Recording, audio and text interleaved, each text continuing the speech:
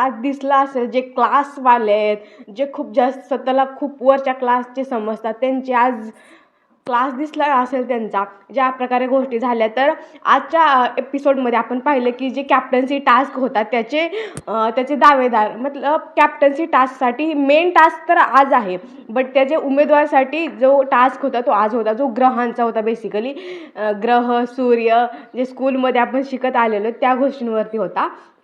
तर बेसिकली जे 8 होते उमेदवार, त्यांनी आजूबाजूला थांबायचं होतं. मध्ये एक बजर होता आणि ज्यावेळेस बिग बॉसचं हे होईल, अनाऊन्स होईल, त्यावेळेस जाऊन जो पहिला बजर दाबेल तो सूर्य बनणार होता. आणि जे बाकीचे उमेदवार आहेत ना, जे ज्यांना पॉवर की नाही भेटलेली, जे गरीब आहेत त्यांना, तर त्यांनी एकमताने या बहुमताने ठरवायचं होतं की 2 कंटेस्टंटला खाली पाठवायचं होतं आणि ते 2 कंटेस्टंट आणि सूर्य मिळून बाकी जे ग्रह आहेत ना, जे उमेदवार आहेत ना, त्यातून दोघांना आऊट करणार होतं. बेसिकली साधा सिंपल टास्क होता. इथं गेम डोक्याचा होता आणि जे बाकीचे जे क्लासवाले लोक आहेत ना, त्यांची उमेदवारी जास्त होती आणि बिना क्लासचे लोक, ते 4 पोरी 3 पोरी, त्यांचं काय, त्यांच्याकडे तर क्लासच नाही ना, तर तेच होते. तर इथे फर्स्ट राऊंड चालू होतो आणि फर्स्ट राऊंडमध्ये आयुष बजर दाबतो. आज आयुष दिसलेला आहे खूप चांगल्या प्रकारे, दोन्ही टाईम त्याने बजर वाजवलेला आहे. तर त्याने फर्स्ट राऊंडमध्ये बजर वाजवला. तिकडे त्यांची होतं की आता हे कोण करणार बहुमताने. ते रुचिता आणि सागर दोघं जायचं ठरलं होतं. पण तन्वी, हिला फाटू नका, तुम्हाला, तिनं डोक्याचा गेम खेळत होती. तिला माहिती आहे की गेम पलटू शकते. रुचिता म्हणत होती की नाही, मी राकेश दादाला करणार नाही, विश्वास ठेवा, आहे शपथ, हे शपथ. पण तिच्यावरती कोणी विश्वास ठेवणार नव्हतं, कारण मेजॉरिटी त्यांच्याकडेच होती आणि प्रत्येक टास्कमध्ये हेच होतं की मेजॉरिटी त्यांच्याकडे असतात आणि ते होतात. मग आम्ही काय करणार, आमच्याकडे मेजॉरिटी आहे तर, प्रत्येक वेळेस त्यांच्याकडे मेजॉरिटी आहे, तुम्ही पण बनवा तुमची मेजॉरिटी, हे करा ते करा, हम तो ये खेळते वो खेळते, झुंड में शेर आता है, भाई भाई भाई, काय ते डायलॉग्स होते, हसायला येत होते त्या डायलॉग्सवरती. तर इथे रुचिताला जाऊ दिले नाही. तन्वीने इथं हे केलं की तन्वी म्हटली की नाही, हिला नाही पाठवायचं, मी हे नाही. आणि तिच्याकडे कोणीच वोट करायला नव्हतं, एक राधा आणि अनुश्री यांच्या वोटवरती काय होणार होतं, राधा अनुश्रीच्या वोटवरती काय होणारच नव्हतं, त्यामुळे त्यांची मेजॉरिटी नव्हती. तर अनुश्रीला पहिल्या राऊंडमध्ये जाऊच दिलं नाही या लोकांनी. तिने खूप प्रयत्न केले. आज मला अनुश्रीचे प्रयत्न खूप जास्त दिसत होते, कारण ती कंटिन्यू प्रयत्न करत होती, पण तन्वीने तिला जाऊ दिलं नाही. तन्वी खूप जास्त स्मार्ट आहे, तिचा गेम आहे, तिच्याकडे डोकं आहे, तिनं वापरलं आणि ती स्वतः गेली आणि ते करणं सांगितलं की थांबा. पण मलाही कळत नाही, तुम्ही त्यांच्याकडे मेजॉरिटी आहे मान्य, पण तुम्ही बोला, जेवढं तुम्हाला बोलता येईल तेवढं बोला, फक्त अपशब्द न वापरता तुम्ही बोला.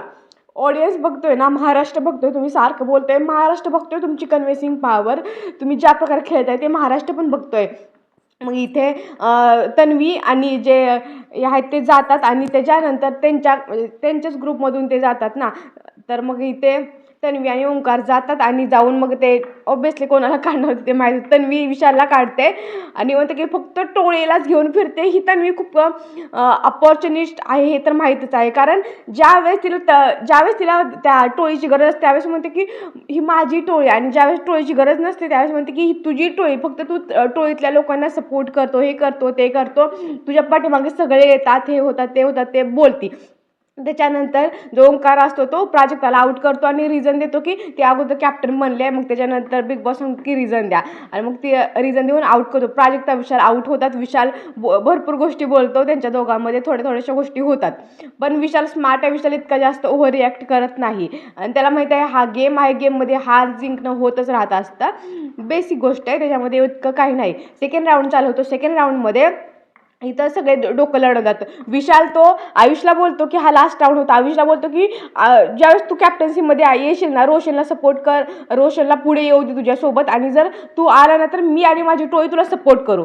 कसं सपोर्ट करणार, जर रोशन तुमचा फ्रेंड तुमच्या कॅप्टन्सी टास्कमध्ये आहे तर तो तुम्हाला कसं सपोर्ट करणार. विशालने डोक्याचा गेम खेळला आणि इथे कन्व्हिन्स करत होता आणि ते राधा अनुश्री पण कन्व्हिन्स करत होते त्या बाकीच्या लोकांना की रोशनला ठेवा म्हणून, आणि त्यांनी पण गेम खेळला. त्यांच्याकडे मेजॉरिटी नाही तरी पण त्यांनी डोक्याचा गेम खेळला आणि इथे त्यांनी कन्व्हिन्स केलं.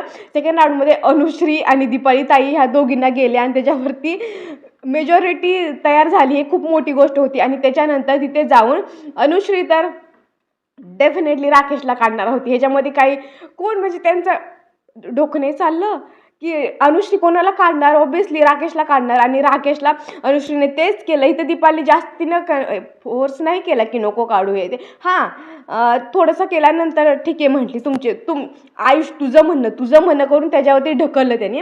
आणि मग इथे पाहिलं तर प्रभू आणि राकेशला काढलं होतं आणि अनुश्री त्याला काढते की हा ड्युटी नाही करत आणि रूल्स नाही पाळत असं त्याचं म्हणणं होतं. आणि तो जास्त दिसत नाही आणि ह्याच्यामध्ये काही चुकीच नाही. तुम्हाला राकेश कुठे दिसला? फक्त तो अनुश्रीसोबत किंवा चाय बनवताना दिसला.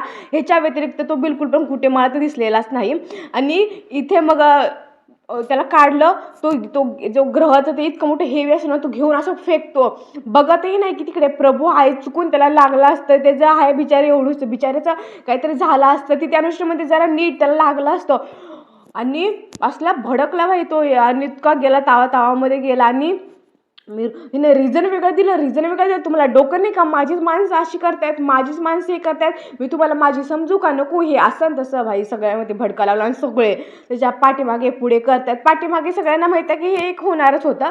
एंडला आयुष आणि रोशनदादा 2 उमेदवार बनतात. हा टास्क संपतो. त्याच्यानंतर राखेचा पारा चढलेला असतो. सगळे त्याला म्हणवतात असतात की नाही, दीपाली ताई त्या आयुष्यावरती टाकते सगळं. आयुषची तो जास्त हे होतो की आयुषने त्याचं डोकं वापरलं. त्याला माहिती आहे की जर राकेश आणि आयुष दोन्ही गेममध्ये आले असते तर सगळा सपोर्ट रोशन दादाला भेटला, राकेश दादाला भेटला असता. त्याला सपोर्ट भेटलाच नसता. त्यामुळे त्याने डोकं चालवलं. त्याने त्याची गेम खूप अप्रतिमरित्या खेळली. अनुश्रीने तिचं डोकं चालवलं, रोशनला पाठिंबा दिला, राकेशला आउट केलं. कारण राकेश सोबत जसा विशाल म्हटला की राकेशला ह्याने देव मानून ठेवलंय, त्याला स्पर्धक म्हणून ट्रीट करा. तो आपल्यासाठी स्पर्धक आहे, बट बाकीच्या लोकांनी त्याला देव मानून ठेवलंय. आणि त्या गोष्टी राकेशच्या विरोधात कोणी जात नाही. अनुश्रीमध्ये दम आहे, गट्स आहे. त्या पोरी गेली राकेशच्या विरोधात. बाहेर ती कशी दिसते, काय लोक किती प्रेम करतात, हेट करतात, डझंट मॅटर. गोष्टीमध्ये तुम्ही बिग बॉसच्या घरामध्ये आहात. जो तुम्हाला भेटतो, जो बाई तुमची लायकी काढतो, त्याला तोंडावरती उत्तर दिलं पाहिजे. मग तो कोणी किती पण मोठा असू द्या, काही फरक पडत नाही. गेममध्ये गेमसारखं खेळलं पाहिजे. आणि तो स्वतःच्याच लोकांवरती भडकवतो. सगळे त्याला प्लीज करण्याचं काम करतात की आमचं हे असं नव्हतं, दीपाली असं नव्हतं, हे नव्हतं. आणि अनुश्रीसाठी सोनालीनेच हिने त्या तन्वीनेच हात उचलला. आणि ती तन्वीवरती टाकते, त्याच्यानंतर ह्याच्यावरती टाकते, आयुष्यावरती टाकते, स्वतः क्लिअर राहण्यासाठी.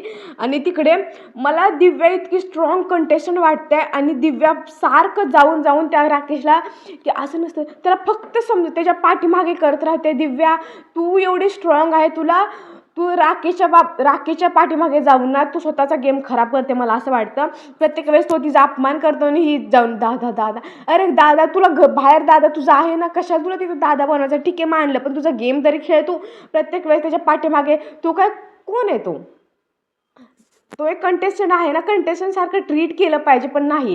पण ठीक आहे, जाऊ दे. दिव्याने स्वतःचा गेम समजवला पाहिजे. ओंकार पण तिथे समजवतो आणि स्वतःच रडा, काय त्याच्यामध्ये होतं नाही माहीत. त्याच्यानंतर आपण पाहिलं की इथे तो त्यांच्या लोकांवरती ओढते की माझ्यासोबत असं झालं असेल, अशी कोणी पोरगी मला बोलली असेल ना, तर मी तिची लायकी दाखवली असती, हे केलं असतं. ती ड्युटी पण करत नाही, मी हे पण करत नाही.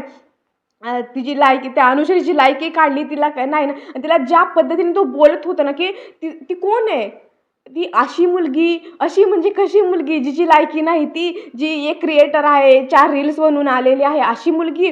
आणि जे लायकीची, जे क्लासची बाते करत होते ना, आता इथं प्राजक्ता का म्हटलं नाही की हे शब्द बोलू नको, लायकी नाही हे शब्द बोलू नको.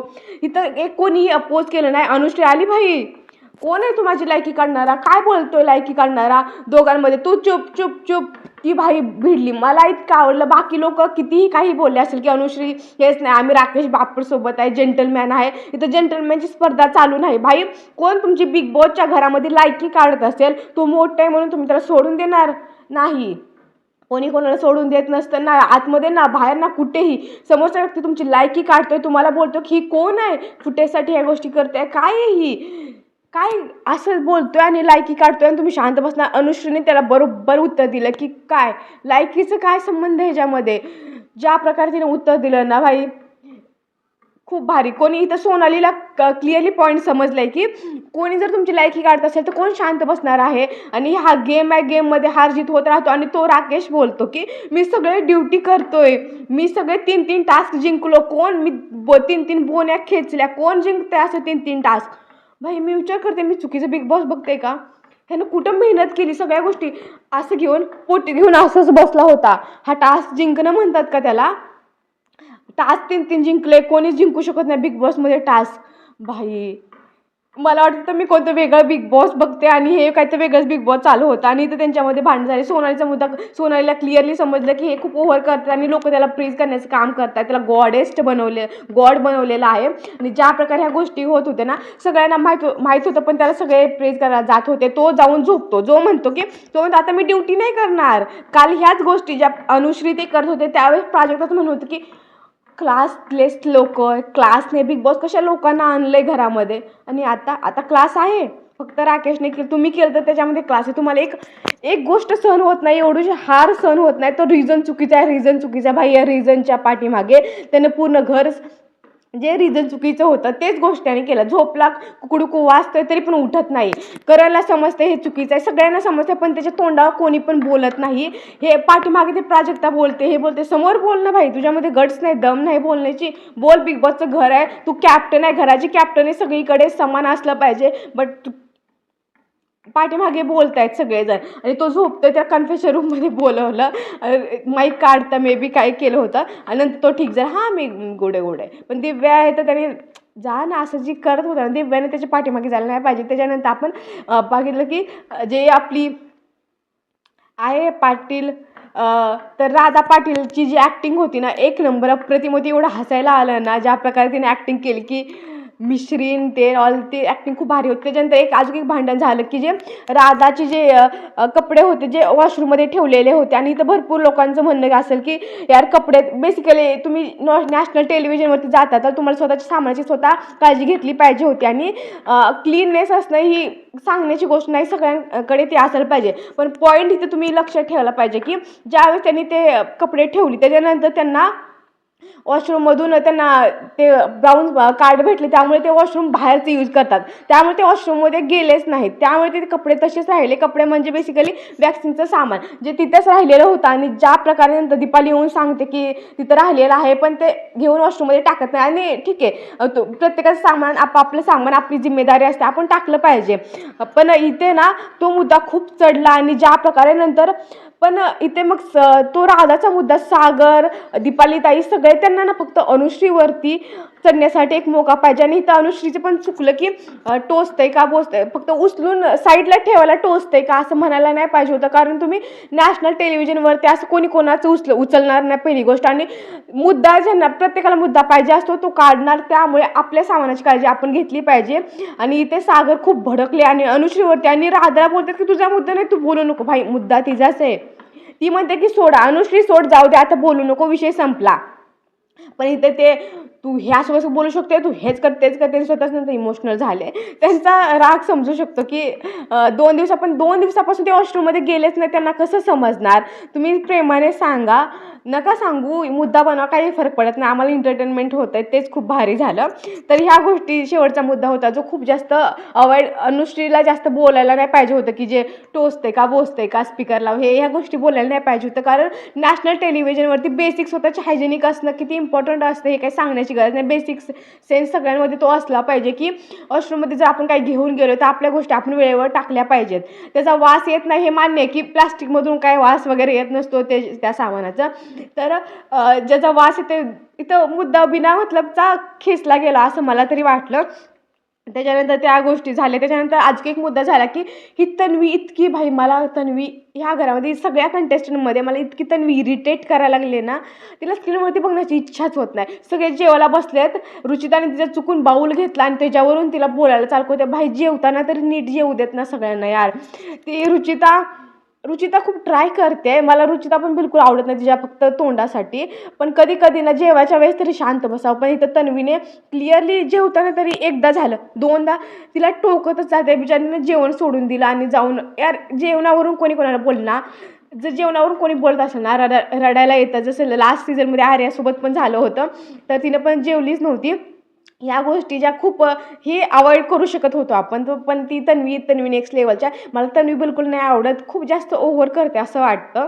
आणि तन्वीचा ओव्हर स्मार्टपणे तिला घेऊन बुडणार आहे. ती स्वतः ज्या प्रकारच्या गोष्टी करते ना, ती घुमवा लागल्या, गेम खेळायला लागल्या, पण ऑडियन्सला बिलकुल ती आवडत नाही.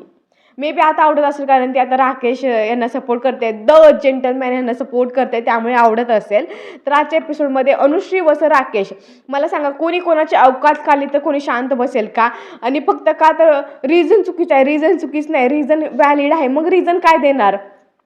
हे रिझन देणार की जसं सोनाली म्हटली की तू खूप चांगला आहे तरी पण मला तुला बाहेर काढायचं आहे, तू माझा भाऊ आहे म्हणून मला तुला बाहेर काढायचं आहे, तर तू खूप जेंटलमॅन आहे, एक्स्ट्रा लेवलचा जेंटलमॅन आहे, किंवा तू देव आहे तन्वीसारखं, तो देव आहे म्हणून मला बाहेर काढायचं आहे, हे रिझन देणार?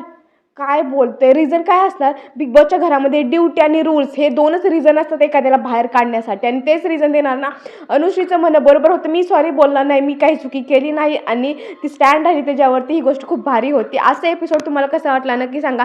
अनुश्री की राकेश बापट, कोण जास्त चांगलं तर म्हणू शकत नाही, दोघं पण त्यांच्या त्यांच्या जागी बरोबर असतीलच म्हणा, पण तुम्ही कोणाला सपोर्ट करता ते कमेंट सेक्शनमध्ये नक्की सांगा. व्हिडिओ आवडल्यास लाईक, शेअर, सबस्क्राईब करायला विसरू नका.